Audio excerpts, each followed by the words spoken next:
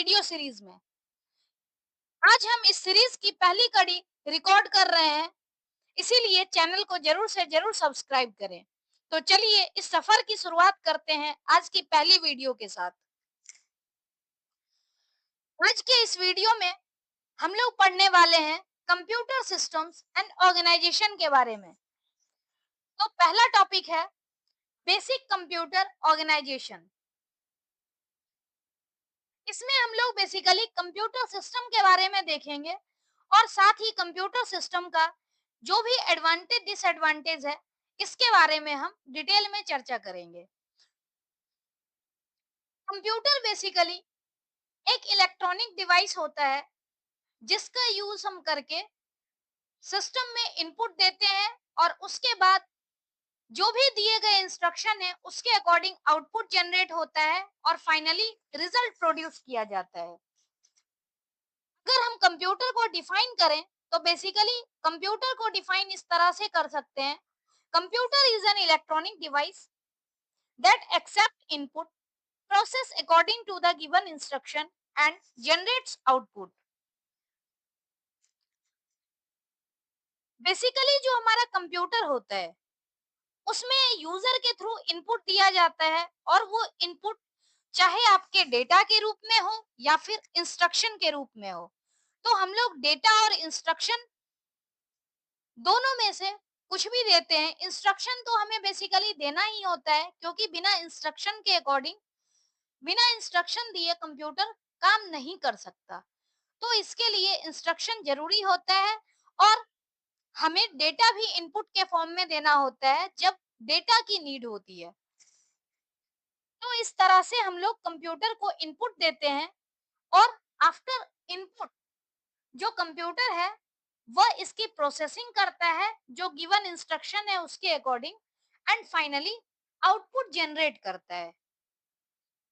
अगर कंप्यूटर की बात करें तो कंप्यूटर बेसिकली हार्डवेयर और सॉफ्टवेयर का कॉम्बिनेशन है और बिना हार्डवेयर के हमारा सॉफ्टवेयर काम नहीं कर सकता। और अगर हमारे पास हार्डवेयर है, सॉफ्टवेयर नहीं है, तो भी हम उसका यूज नहीं कर सकते। मतलब अगर कंप्यूटर की बात करें तो कंप्यूटर एक दूसरे का जो हार्डवेयर और सॉफ्टवेयर कंपोनेंट है वो एक दूसरे के कॉम्प्लीमेंट्री है। बिना हार्डवेयर के सॉफ्टवेयर वर्क नहीं कर सकता और बिना सॉफ्टवेयर के हार्डवेयर वर्क नहीं कर सकता। नेक्स्ट है हमारा कंप्यूटर सिस्टम जो वर्क करता है वो बेसिकली आईपीओ साइकिल के आधार पे वर्क करता है। आईपीओ यानी इनपुट प्रोसेस आउटपुट। जैसा कि हमने डेफिनेशन में भी देखा कि हमारा जो कंप्यूटर है वो पहले इनपुट लेता है, उसके बाद उसकी प्रोसेसिंग की जाती है और प्रोसेसिंग के बाद हमें रिजल्ट मिलता है। तो इसका मतलब है कि हमारा कंप्यूटर सिस्टम जो है वो आईपीओ साइकिल के आधार पर ही काम करता है। नेक्स्ट अगर कंप्यूटर की बात करें तो कंप्यूटर के अंदर जो भी डेटा स्टोर किया जाता है या जिस भी डेटा के ऊपर कंप्यूटर काम करता है वो बेसिकली बाइनरी डिजिट होता है और बाइनरी डिजिट यानी 0 एंड 1। आपने कई बार सुना भी होगा कि कंप्यूटर सिर्फ 0 और 1 को समझता है, उसके अलावा कंप्यूटर को कुछ भी समझ में नहीं आता। तो ये बेसिकली वही चीज है कि कंप्यूटर को बाइनरी डिजिट समझ में आती है, 0 1 के बेस पे काम करता है, उसके अलावा कंप्यूटर को कुछ भी समझ में नहीं आता। और जब भी कंप्यूटर 0 1 का फॉर्म लेता है तो 0 1 का फॉर्म सिर्फ कंप्यूटर के लिए है, लेकिन हमारे लिए वो कोई भी डेटा हो सकता है, उसको हम लोग इजीली समझ सकते हैं। लेकिन कंप्यूटर 0 1 के फॉर्म में ही कन्वर्ट करके समझता है और कितना भी कम्प्लेक्स टास्क दे दो आप तो उसको स्पीड और एक्यूरेसी के साथ कंप्यूटर इम्प्लीमेंट करके देता है। अगर कुछ गलतियां भी होती है तो वो हमारे इंस्ट्रक्शन की वजह से ही होती है। कंप्यूटर अपने आप गलत नहीं करता जनरली।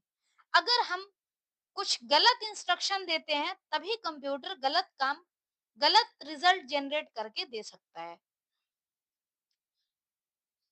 नेक्स्ट हमारे पास टॉपिक है हार्डवेयर एंड सॉफ्टवेयर के बारे में। इसके अगर हार्डवेयर और सॉफ्टवेयर की बात करें, तो हार्डवेयर हमारा फिजिकल कंपोनेंट्स होता है, फिजिकल कंपोनेंट जिसको हम टच कर सकते हैं, फील कर सकते हैं। यानी कि ये टेंजिबल कंपोनेंट होता है जिसको कि हम टच कर सकते हैं, फील कर सकते हैं, देख सकते हैं। जैसे जो भी कंप्यूटर हार्डवेयर है, just like keyboard, mouse, CPU, monitor, motherboard, या जो हम लोग केबल वगैरह देखते हैं, पावर सप्लाई होता है, ग्राफिक कार्ड होता है, साउंड कार्ड होता है, रैम होता है।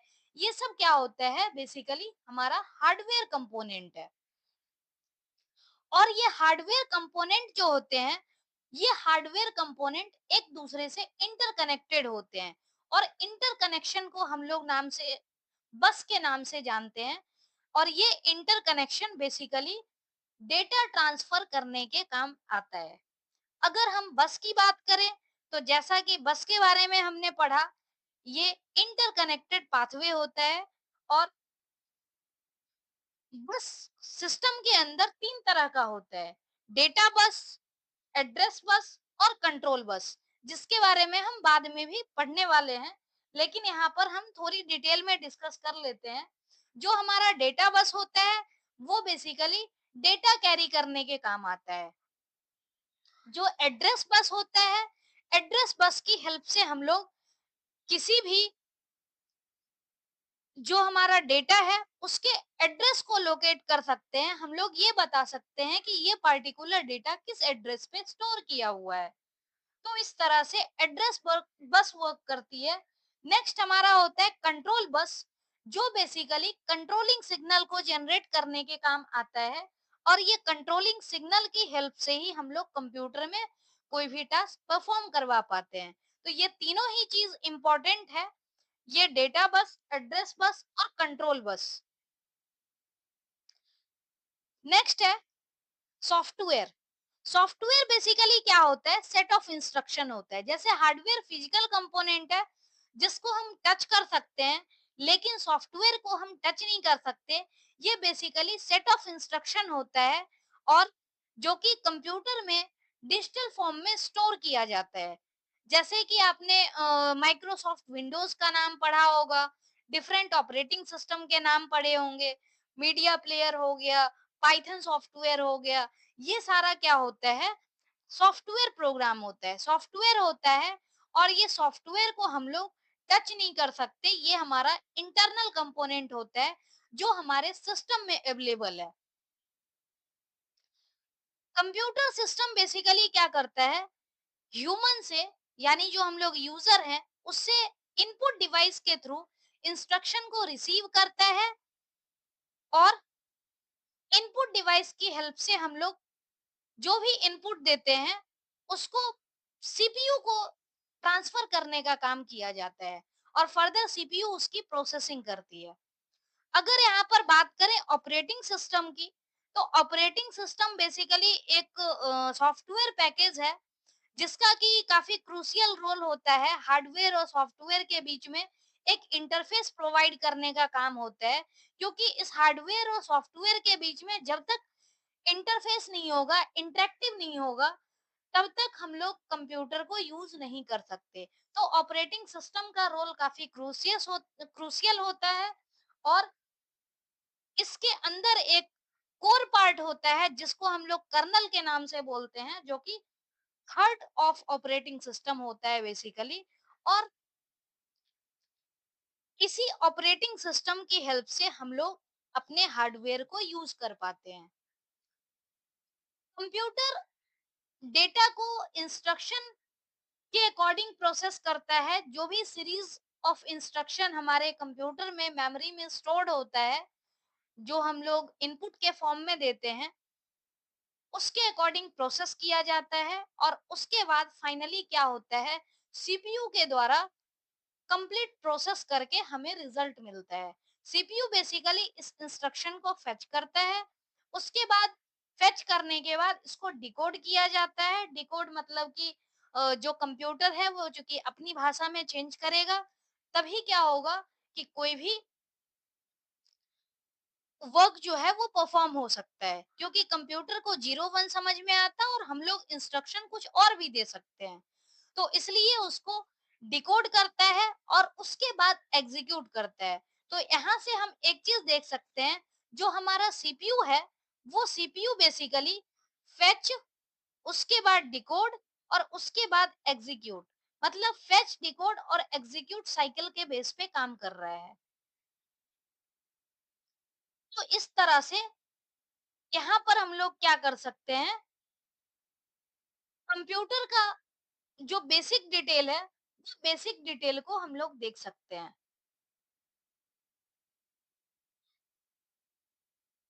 अब नेक्स्ट यहाँ पर है हमारे पास एडवांटेजेस ऑफ कंप्यूटर।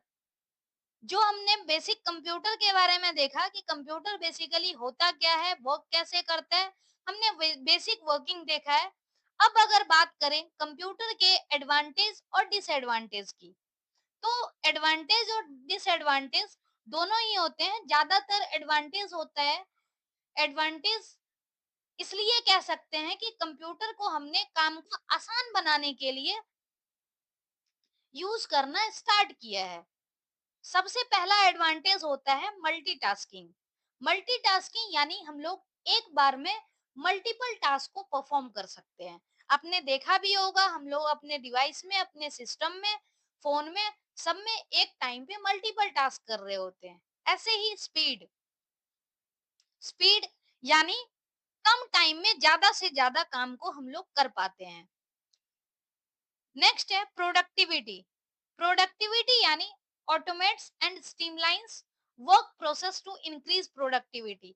मतलब क्या है कि हम अगर उसी काम को मैनुअल करें तो काफी टाइम लगता है और बहुत ज्यादा काम हो नहीं पाता है। तो कंप्यूटर की हेल्प से अगर हम लोग करते हैं तो काफी सारा काम जो है वो ऑटोमेटिक हो जाता है, जिस वजह से हमारी प्रोडक्टिविटी इंक्रीज हो जाती है और कम टाइम में ज्यादा वर्क परफॉर्म हो पाता है। नेक्स्ट है एक्यूरेसी। एक्यूरेसी का मतलब है कि कोई भी रिजल्ट को एक्यूरेटली जनरेट करना। हम लोग कंप्यूटर की हेल्प से एक्यूरेट रिजल्ट जनरेट कर पाते हैं। कंप्यूटर जो भी रिजल्ट जनरेट करता है वो हाई एक्यूरेसी के साथ रिजल्ट जनरेट करता है। नेक्स्ट है कनेक्टिविटी। कनेक्टिविटी मतलब access to vast amount of data and global communication network.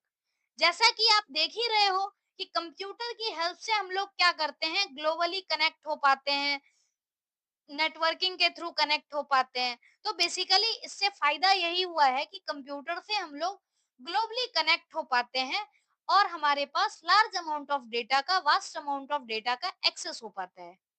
Next है एजुकेशन के फील्ड में। एजुकेशन के फील्ड में भी सेम वही चीज है, जैसे कि जो भी लर्निंग रिसोर्सेस है उसको हम लोग स्टोर करके रख पाते हैं। इसके साथ ही जैसे आप ऑनलाइन की बात कर रहे हो, तो ऑनलाइन हमारे पास प्लेटफॉर्म्स अवेलेबल हैं, इसका भी यूज हमारा एजुकेशन सेक्टर में इसका यूज हो पा रहा है।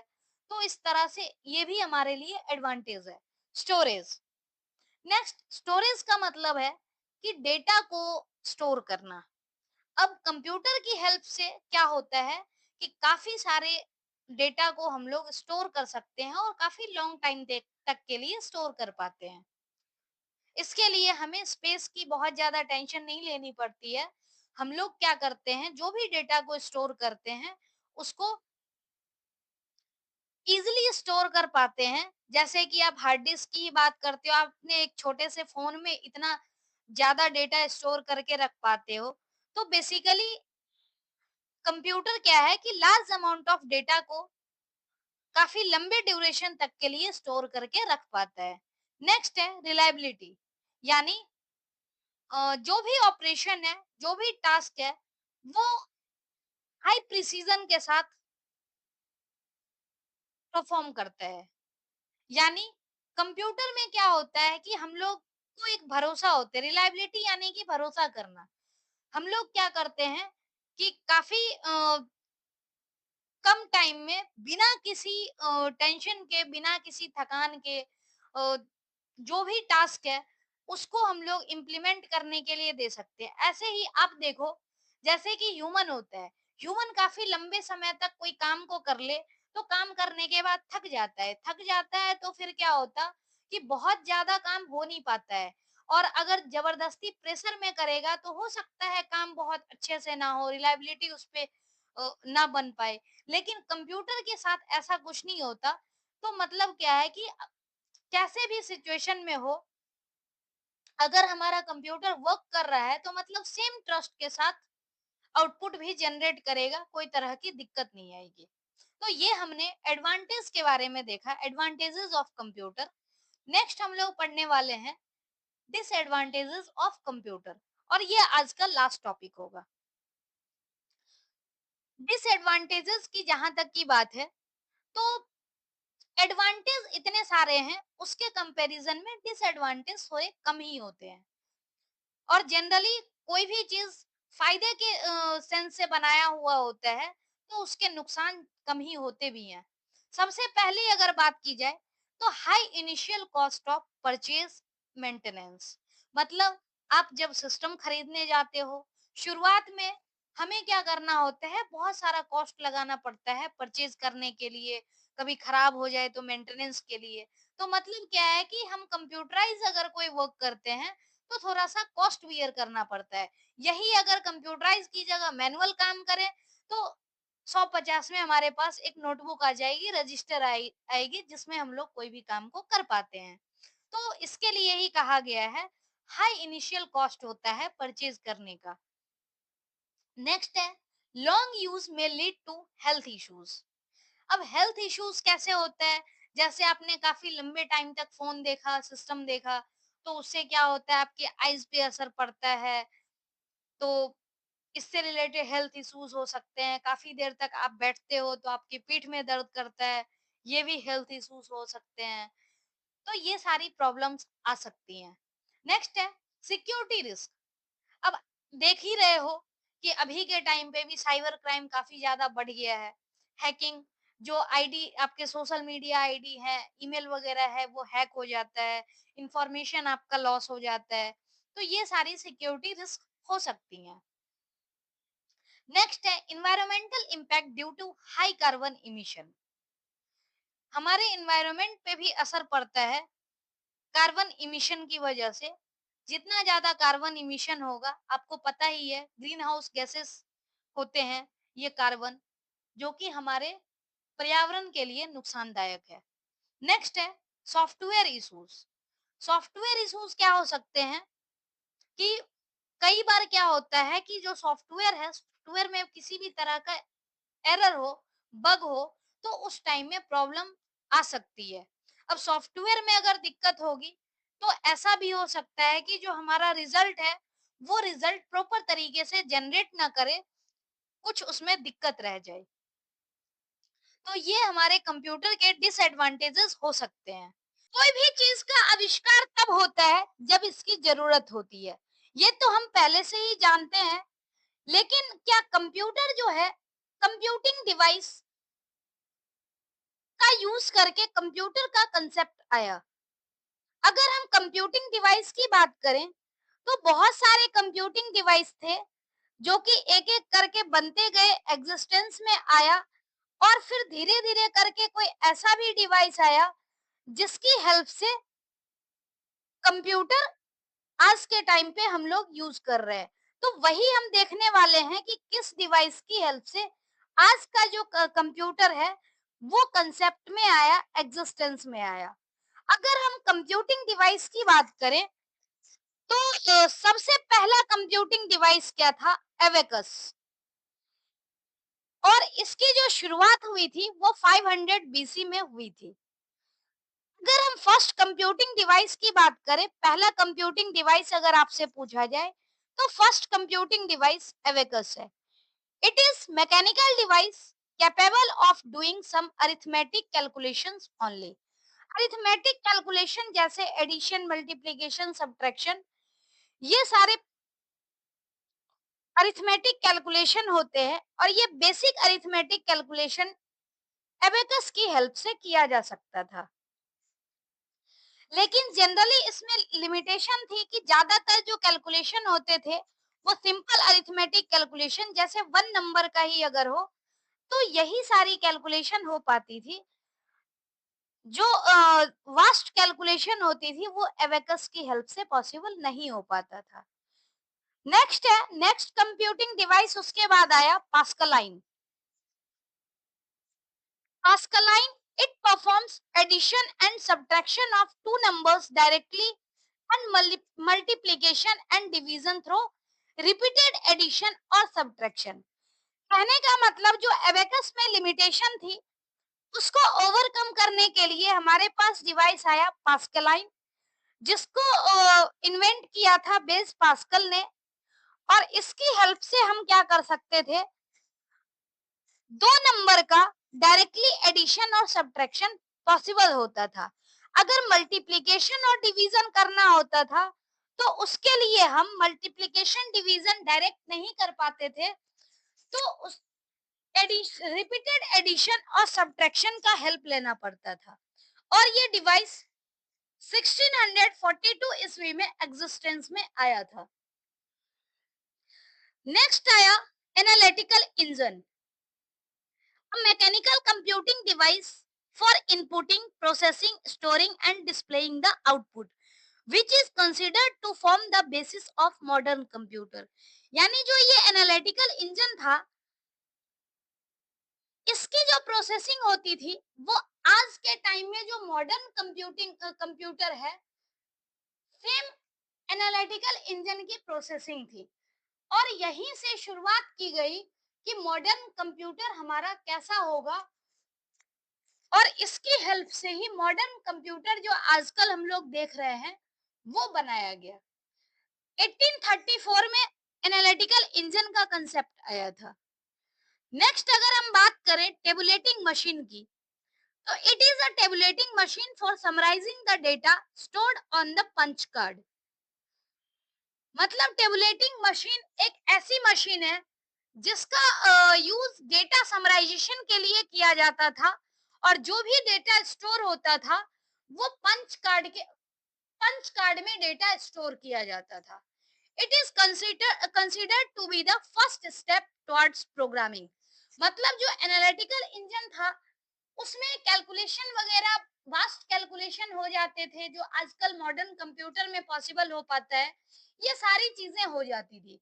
लेकिन जो प्रोग्रामिंग था वो प्रोग्रामिंग पॉसिबल नहीं हो पाता था। प्रोग्रामिंग का कंसेप्ट तब आया जब टेबुलेटिंग मशीन आई और इसमें पंच कार्ड में डेटा स्टोर करना संभव होने लगा। तो ये क्या था, फर्स्ट स्टेप टुवर्ड्स प्रोग्रामिंग। अगर हम इसकी बात करें तो 1890 ईस्वी में एग्जिस्टेंस में आया था टेबुलेटिंग मशीन।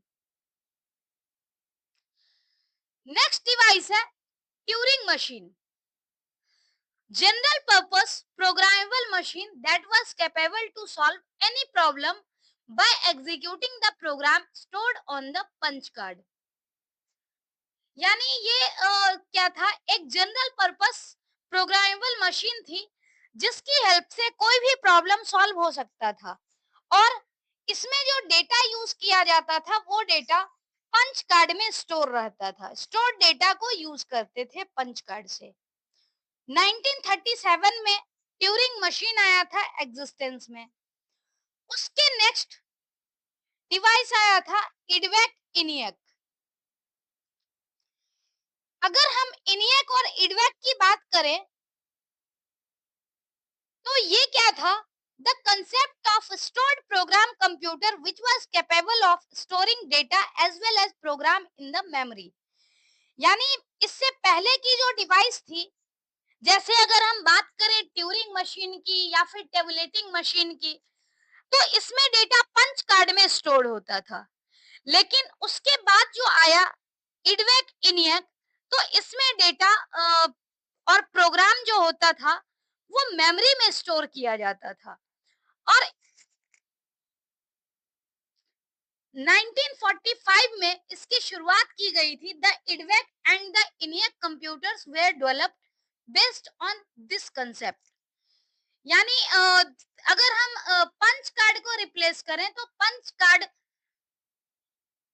रिप्लेस करने के बाद मेमोरी का कंसेप्ट आया, और मेमोरी जो यूज की जाती थी डेटा स्टोरेज के लिए वो इनियक और इडवेक में यूज होता था। तो मेमोरी का कंसेप्ट जो आया वो इसी कंप्यूटर में आया था। अगर हम इनियक की बात करें तो इनियक होता है electronic numerical integrator and computer. EDVAC की बात करें तो इडवेक का फुल फॉर्म है electronic discrete variable automatic computer. और एक और होता है EDSAC, electronic delay storage automatic calculator. तो ये तीन तरह के तीन फुल फॉर्म यहाँ से हमें ध्यान में रखना है। ये तीनों फुल फॉर्म भी काफी इंपॉर्टेंट है। सबसे पहला है इनियक, यानी electronic numerical integrator and computer. तो ये चीज था इनियक का फुल फॉर्म। नेक्स्ट अगर हम बात करें इडवेक की, तो इडवेक का फुल फॉर्म होता है electronic discrete variable automatic computer.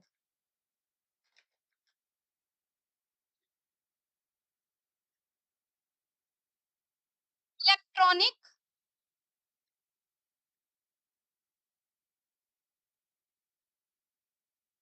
Discrete variable automatic computer. तीसरा हमने देखा है, तीसरा हालांकि यहाँ जिक्र नहीं है, तीसरा जो है इडसेक, इसका फुल फॉर्म है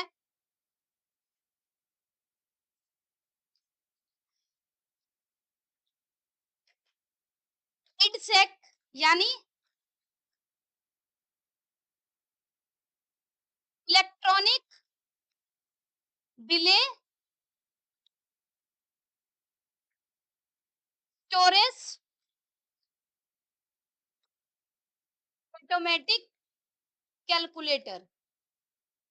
तो ये तीनों फुल फॉर्म आपको ध्यान में रखना है। कई बार एग्जाम में इससे रिलेटेड फुल फॉर्म भी पूछा जाता है। नेक्स्ट कंप्यूटिंग डिवाइस है ट्रांजिस्टर और इंटीग्रेटेड सर्किट। अगर हम ट्रांजिस्टर की बात करें तो 1947 में ट्रांजिस्टर का कंसेप्ट आया था। और जो स्टार्टिंग के कंप्यूटर थे उसमें वैक्यूम ट्यूब यूज करते थे। तो वैक्यूम ट्यूब को रिप्लेस करने के लिए ट्रांजिस्टर डेवलप किया गया था बेल लैब में using semiconductor material. Semiconductor material का यूज करके बेल लैब में ट्रांजिस्टर डेवलप किया गया और इसका मेन एम था कि वैक्यूम ट्यूब को रिप्लेस करे, क्योंकि वैक्यूम ट्यूब जिस कंप्यूटर में यूज होता था उसकी साइज बहुत ज्यादा होती थी। तो इतनी बड़ी साइज का कंप्यूटर रखना वो थोड़ा चैलेंजिंग था, तो उसको रिप्लेस करने के लिए ट्रांजिस्टर आया। नेक्स्ट कंसेप्ट आया इंटीग्रेटेड सर्किट का। ट्रांजिस्टर की हेल्प से भी जो कंप्यूटर बनाया गया, हालांकि साइज तो रिड्यूस हुआ था, लेकिन तब भी क्या है कि बहुत ज्यादा एरिया चाहिए होता था उस कंप्यूटर को रखने के लिए। तो उससे क्या है कि उसको रिप्लेस करने के लिए कंसेप्ट आया इंटीग्रेटेड सर्किट, जिसको हम शॉर्ट फॉर्म में आईसी भी बोलते हैं। It is a silicon chip which contains entire electronic circuit on a very small area। यानी एक सिलिकॉन चिप के फॉर्म में आई और वो पूरा इलेक्ट्रॉनिक सर्किट एक छोटे से एरिया में कवर कर लेता था।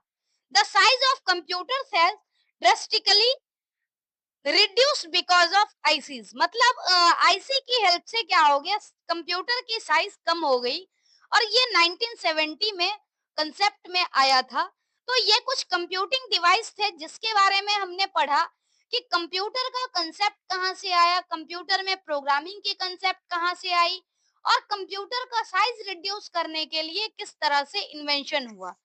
तो इस कंप्यूटिंग के जो इवोल्यूशन है इसके बारे में हमें पता होना चाहिए।